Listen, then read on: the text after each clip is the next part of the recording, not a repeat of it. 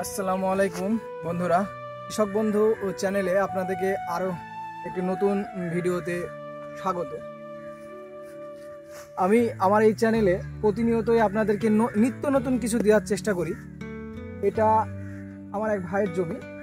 তো এই জমিটাতে আপনাকে আমি একটা নতুন তথ্য দিব। নতুন তথ্য বলতে আমাদের এখানে যে পশ্চিমবঙ্গে জমির আয়তনগুলা খুব ছোট ছোট আকারের হয়, কিন্তু এই ছোট জমিতে যে কিভাবে আপনি বেশি বা অধিক ফসল বা কিভাবে করবেন সেটা আজকে দেখাবো। এই ভাইয়ের জমিটা আপনাকে দেখাচ্ছি। যে দেখুন, প্রথমে এই যে কুল গাছটাকে দেখাই আমি। এখানে দেখুন কুল গাছটা, এখানে হচ্ছে কুল গাছটা প্রথমে আমি 3 বছর এটাকে কুল নিয়েছি। এটা হচ্ছে কুল গাছ, মানে এখন আর নাই, এটাকে ছেড়ে দিয়েছি আমি, তার জন্য এরকম অবস্থা। কুল গাছটাকে মানে কেটে দেওয়া হয়েছে। তারপরে কুলের সাথে সাথে আপনার এই কাঁঠাল গাছ, আপনার যেটা ইচড়ি কাঁঠাল বলে, দেখুন কাঁঠাল গাছটা দেখুন কত বড় হয়েছে। এবার এসছিল, কিছু কিছু ভেঙে দেওয়া হয়েছে, এবার আসলে রাখতে হবে। এই কাঁঠাল গাছগুলো লাগানো হয়েছিল কুলের সাথে সাথে। এবার কাঁঠাল গাছগুলা পুরো তৈরি হয়ে গেছে, আর কুল গাছগুলো আমরা কেটে দিয়েছি।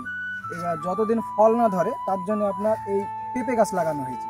এবার আমরা কি করেছি, এই কাঁঠাল গাছের সাথে সাথে এই পেঁপে গাছটাকেও আমরা লাগিয়েছি। এবার পেঁপে গাছের ফলন তো আপনি দেখতে পারেন।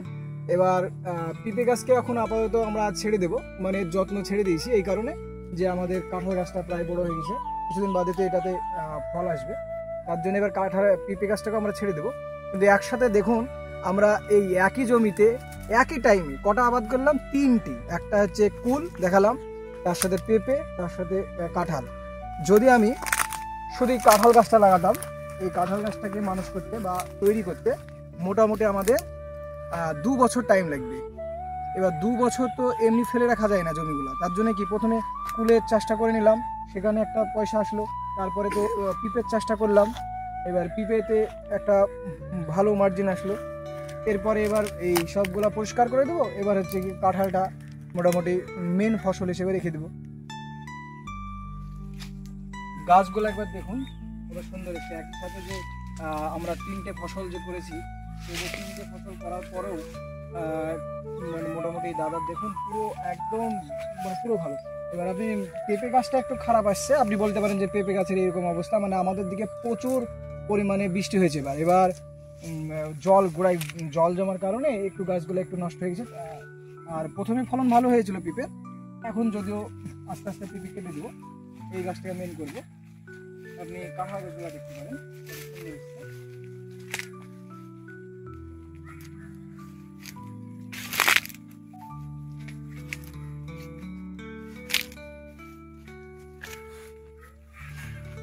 এইভাবে আপনারাও যদি এইভাবে ইউনিক পদ্ধতিতে যদি আবাদ করতে পারেন তো অবশ্যই লাভবান হবেন। কিন্তু যদি আদিম পন্থায় যদি করতে থাকেন যে শুধু ধান গম পাট এইভাবেই যে করব, এবার ধান গম পাট যে খারাপ আমি সেটা বলছি না, ধান গম পাট অবশ্যই করবেন, কিন্তু এইভাবে যদি একই ফসলের মধ্যে যদি বিভিন্ন ফসল একই সাথে করতে পারেন তাহলে লাভটা একটু বেশি হবে। একটা বড় কথা বলতে কি, আমাদের উপরওয়ালা বা আল্লাহ আমাদেরকে লাইফ দিয়েছে কত, মোটামুটি ধরেন এখন ওই 50 থেকে 60 বছর, এর মধ্যেই সব কিছু আমাদেরকে করে নিতে হবে। এবার করে নেওয়া বলতে আখিরাত তো অন্য ব্যাপার, কিন্তু মোটামুটি একটা যে ভবিষ্যৎ পরিকল্পনা বা সব কিছু থাকে।